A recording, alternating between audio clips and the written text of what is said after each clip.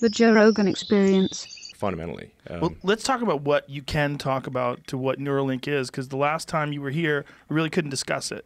And then there was I guess, a press release or something that sort of outlined. Yeah, sure. That had happened quite a bit after the last time you were here. So what exactly is it? How do you do what happens if someone ultimately does get a Neuralink installed? What will take place? Well, for version 1 of the device, it would be basically implanted in your skull. So, but it would be flush with your skull. So you basically take out a chunk of skull, put the Neuralink device in there. You'd put the electrode. You'd insert the electrode threads very carefully into the brain, and then you stitch it up, and you wouldn't even know that somebody has it. So then it can interface basically anywhere in your brain. So it could be something that helps cure, say, eyesight, like returns your eyesight, even if you've lost your optic nerve type of thing. Really? Yeah, absolutely. Hearing, obviously.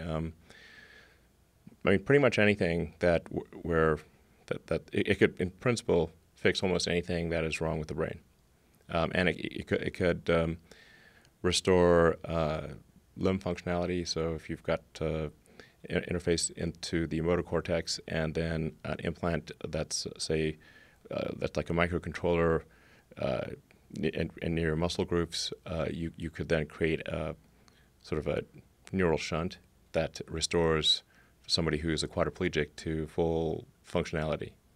Like they can walk around, be normal. Whoa. Yeah. So maybe slightly better. Slightly better? Over time, yes. You mean with future iterations? Yeah. Like the $6 million man. Although right. these days that doesn't That's seem like cheap. much. Yeah. Yeah. $6 billion man. Yeah. So the hole would be small. How big would the hole be that you have to drill and then replace with this piece? It's only one hole? Well, yeah, the device we're working on right now is about an inch in diameter. And your skull's pretty thick, by the way. So skulls are... Mine is, for sure. It might actually literally be. If you're a big guy, your skull is actually fairly thick. Skull's is 7 to 14 millimeters. So mine's probably a couple of inches. A half inch, half inch thick skull ish. Yeah. So that's a fair bit of we got quite a coconut going on there. It's not like some eggshell. Oh yeah, I believe you. You basically implant the device.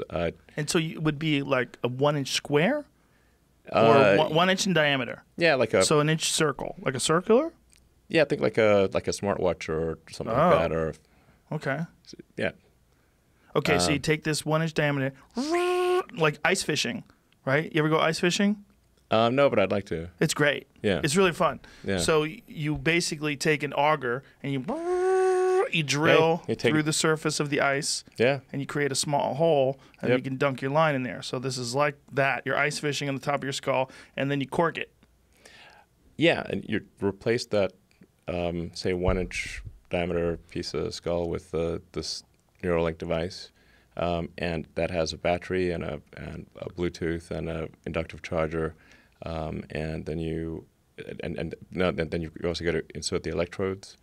So the electrodes are very carefully inserted with our robot that we developed. It's very carefully putting in the electrodes and avoiding any veins or arteries. So it doesn't create trauma. So through this 1 inch diameter device, electrodes be inserted, and they will find their way like tiny wires, basically. Tiny wires. Tiny wires. And they'll find their way to specific areas of the brain to stimulate? No, you literally put them where they're supposed to go. Oh, okay. Yeah, you insert. How long will these wires be? They usually go in depending on where it is, 2 or 3 millimeters. So they just find the spots. Yeah. Wow. And then you put the device in, and that gets that replaces the little piece of skull that was taken out. and then you stitch up the hole, and you just have a little scar, and that's it. Will And this then- be replaceable or reversible? Yes. Like if someone can't take it Yeah, anymore? yeah, I'm too smart. I can't take it. Yeah, you can totally take it out. And what is besides restoring limb function and eyesight and hearing, which are all amazing, is there any cognitive benefits that you anticipate from something like this? Yeah, I mean, you could for sure. I mean, basically, it's a generalized sort of thing for fixing any kind of brain injury. In principle, like if you've got like severe epilepsy or something like that, it could just sort of stop the epilepsy from occurring. Like it could detect it in real time and then fire a counter pulse and stop the epilepsy. I mean, there's a whole range of brain injuries. Like somebody gets a stroke, they could lose the ability to speak. That could also be fixed. So if you've got like stroke damage, or if you lose, say, muscle control over part of your face or something like that, I think. And then when you get old, you tend to, if you get like, Alzheimer's or something like that, then you lose memory, and this could help you with, restoring your memory, that kind of thing. Restoring memory. And what is happening that's allowing it to do that? Like the wires, these small wires, Yeah. are stimulating these areas of the brain, and then is it that the areas of the brain they're losing some sort of electrical force? Like what is happening? Yeah. Yeah. So it's like think of it as like a bunch of circuits, and there's some like circuits that are broken, and we can like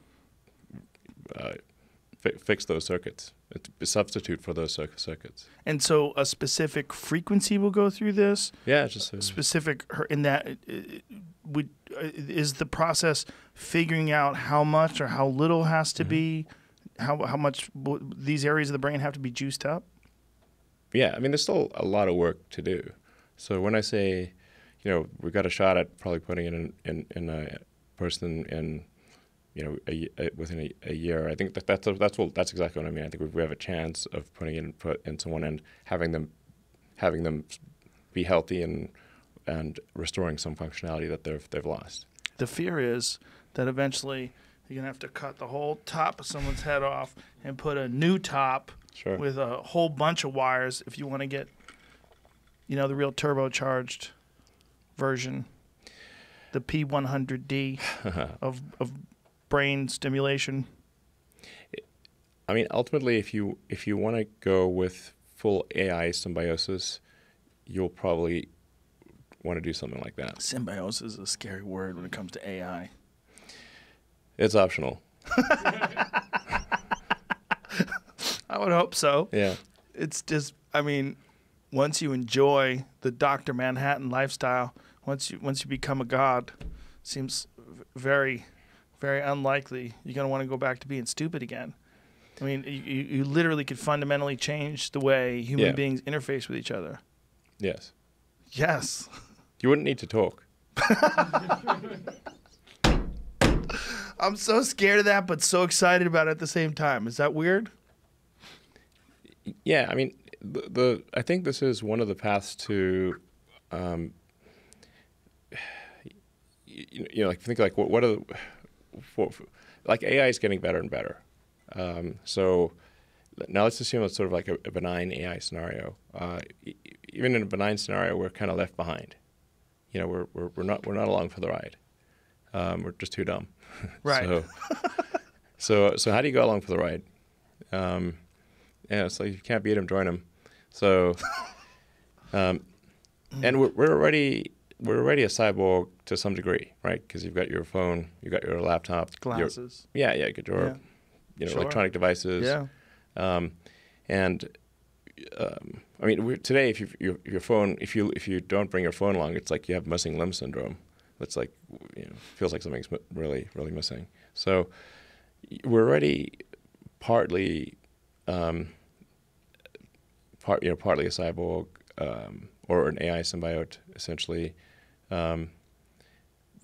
It's just that the data rate to the electronics is slow. So especially output, like you're just going with your thumbs. I mean, like what's your data rate? Maybe optimistically 100 bits per second. That's being generous.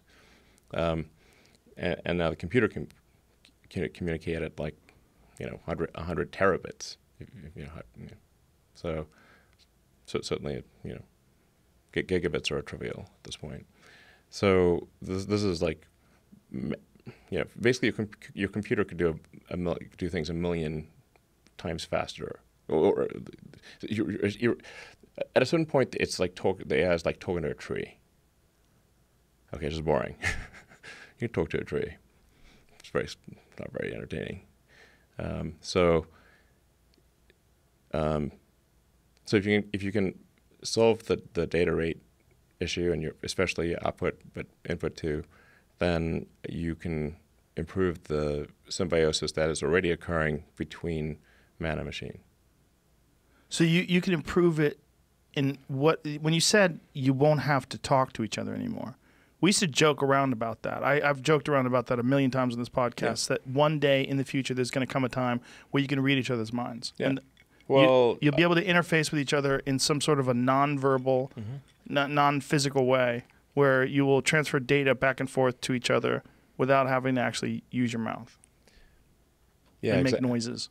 Exactly. So what happens when let's say you've got some complex idea that you're trying to convey to somebody else, and how do you do that? Well, your brain spends a lot of effort compressing a complex concept into words, and there's a lot of loss, information loss that occurs when compressing a complex concept into words. And then you say those words are then interpreted, then they're decompressed by the person who is listening, and they will at best get a very incomplete understanding of what you're trying to convey. It's very difficult to convey a complex concept with precision because you've got compression, decompression. You may not even have heard all the words correctly, and so communication is difficult. What we have here is a failure to communicate. It's Cool Aunt Luke. Yes, and there's a great movie. Yeah, great movie. And there's an interpretation factor too. Like you can choose to interpret certain series of words in different ways, and they're dependent upon tone, dependent upon social cues, even facial expressions, sarcasm. There's a lot of variables. Sarcasm is difficult. Yes. Yeah. And so one of the things that I've said is like that there could be potentially a universal language that's created through computers that particularly young kids would pick up very quickly. Like my kids do TikTok and all this jazz, and I don't know what they're doing. They just know how to do it, and they know how to do it really quickly. Like they learn really quickly, and they show me how to edit things. And it's if you taught a child from first grade on how to use some new universal language, I mean, essentially like a Rosetta Stone, and something that's done that interprets your thoughts, and you can convey your thoughts with no room for interpretation, with clear. Very clear, where you know what a person's saying, and you can tell them what you're saying, and there's no need for noises, no need for mouth noises, no need for these sort of accepted ways that we've sort of evolved to make sounds that we all agree. We through our cultural dictionary, and we agree, or certain we could bypass all that. Yeah, I mean, you can still do it for fun, sentimental reasons, right? Like campfires. Yeah, exactly. You don't need campfires. You don't need to roast marshmallows, but it's kind of fun. Right. I think you would, in principle, be able to communicate very quickly and with far more precision ideas. And language would, I'm not sure what would happen to language. But you could probably, in a situation like this, that you would be able to it would be kind of like the Matrix. You want to speak a different language, no problem. Right. We'll just download the program. Whew. Right. So at least for the first few iterations, we'll just be able to use, like, I know that Google has some of their Pixel buds have the ability to interpret languages in real time. Like, sure. Yeah, you can hear it, and it'll play things back to you in whatever language you choose. So to be something along those lines. Yeah. For the first few iterations? Well, the first few iterations are, I mean, what I'm talking about is like in the limit over time, with a lot of development. The first few iterations, really in the first few versions, all we're going to be trying to do is solve brain injuries. So it's like, don't worry that it's not going to sneak up on you. This will take a while. How many years before you don't have to talk? If the development continues to accelerate, then maybe like 5 years, 5 to 10 years. That's quick. That's really quick. That's the best case scenario. No talking anymore in 5 years. Best case scenario. But 10 years more like it.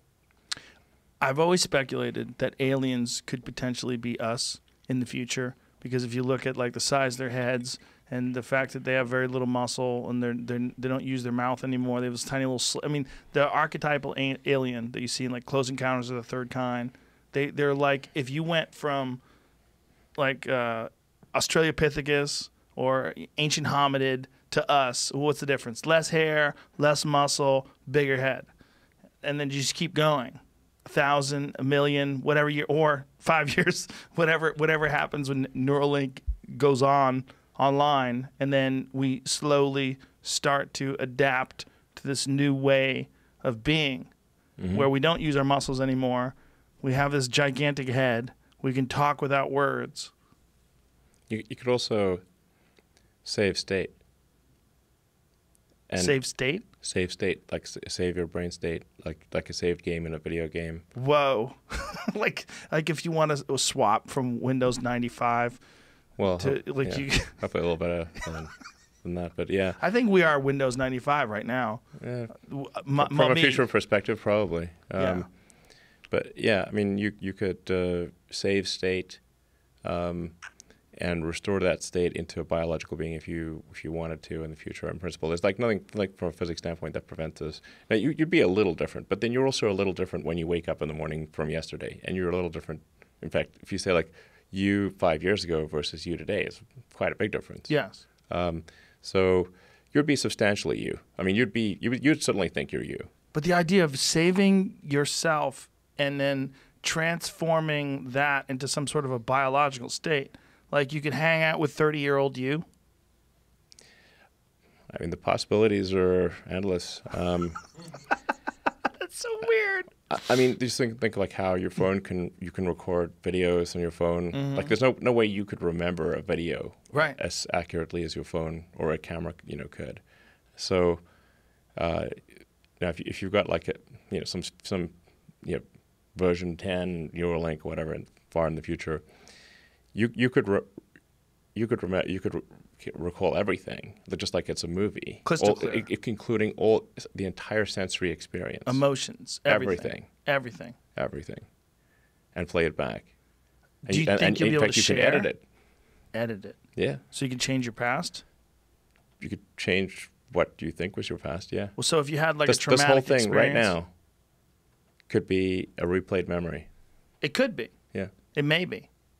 What's the odds of this being a replayed memory? If you had to guess. It's more than 50%. There's no way to assign a probability with accuracy here. Right, but roughly.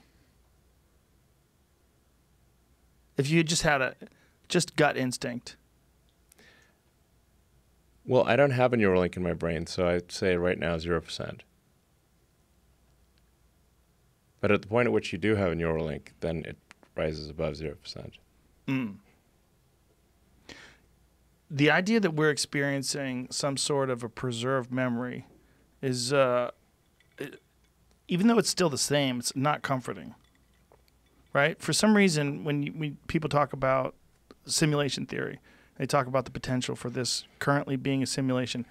Even though your life might be wonderful, you might be in love, you might love your career, you might have great friends, but it's not comforting to know that this experience somehow or another doesn't exist in a material form that you can knock on. Feels real, doesn't it? Feels real, but if it's not, the idea that it's not is for some strange reason disconcerting. Well, yeah, I'm sure it should be disconcerting. because then if this is not real, what is? Right. But there's that old sort of thought experiment of like, how do you know you're not a brain in a vat? Right now, here's the thing: you are a brain in a vat. Then that vat is your skull. Yes. And everything you see, feel, hear, everything, all your senses are electrical signals. Everything is an electrical signal to a brain in a vat, where the vat is your skull. And all your hormones, all your neurotransmitters, all these things are drugs. Adrenaline's a drug. Dopamine's a drug. Sure. You're a drug factory. You're constantly changing your state with love and oxytocin and beauty. Sure. Changes your state. Great music changes your state. Absolutely. And yet, here's another sort of interesting idea, which is, because you can say, like, where did consciousness arise? Well, assuming you believe the belief in physics, which appears to be true, then the universe started off as basically quarks and leptons, and it quickly became hydrogen and helium, lithium, like basically elements of the periodic table, but it was like mostly hydrogen, basically. And then over a long period of time, 13.8 billion years later, that hydrogen became sentient. So where along the way where is consciousness? What's the line of consciousness and not consciousness between hydrogen and here? Right. When do we call it? When do we call it consciousness? Yeah. I was watching a video today that we played on a podcast earlier of a monkey riding a motorcycle down the street, jumps off the motorcycle and tries to steal a baby. Yeah, I saw that one. It went viral. What is that monkey conscious? It seems like it is. It seems like it had a plan. It was riding a fucking motorcycle and then jumped off the motorcycle to try to steal a baby. Seems pretty... The one that just dragged the baby down the street pretty far. Yeah. Yeah. Seems pretty conscious. Right? There's definitely some degree of consciousness there. Yeah, it's not a worm. It seems to be on another level. Yeah. And it's going to keep going. And that's the real concern when people think about the potential future versions of human beings, especially when you consider symbiotic relationship to artificial intelligence, it will be unrecognizable. That one day we'll be so far removed from what this is. We'll look back on this the way we look back now on, simple organisms that we evolved from. And then it won't be that far in the future that we do have this view back. Well, I hope consciousness propagates into the future and gets more sophisticated and complex, and that it understands the questions to ask about the universe. Do you think that's the case? As a human being, as yourself, you're clearly trying to make conscious decisions to be a better version of you, right? This is the idea of like getting rid of your possessions and realizing that you're trying to, like, I don't like this. I will try to improve this. I would try to do a better version of the way I interface with reality. That this is always the way things are. If you're moving in some sort of a direction where you're trying to improve things, you're always going to move into this new place where you look back in the old place and go, I was doing it wrong back then. So this is an accelerated version of that, a super accelerated version of that. I mean, you don't always improve, but you can aspire to improve. You can aspire to be less wrong. Yeah. This is like, I think the tools of physics are very powerful. Like, just assume you're wrong and your goal is to be less wrong. I don't think you're going to, if succeed every day in being less wrong, but, if you're going to succeed in being less wrong, most of the time you're doing great. That's a great way of putting it. Aspire to be less wrong. Mm-hmm. But then when, people look back in nostalgia about simpler times, there's that too. It's very romantic and exciting to look back on campfires. But you can still have a campfire. Yes. Yeah. But will you appreciate it when you're a super nerd, when you're connected to the grid and you have some skull cap in place of the top of your head and it's interfacing with the international language that the rest of the universe now enjoys communication with people? And we're... Yeah, sure. I think so. Yeah, I like campfires.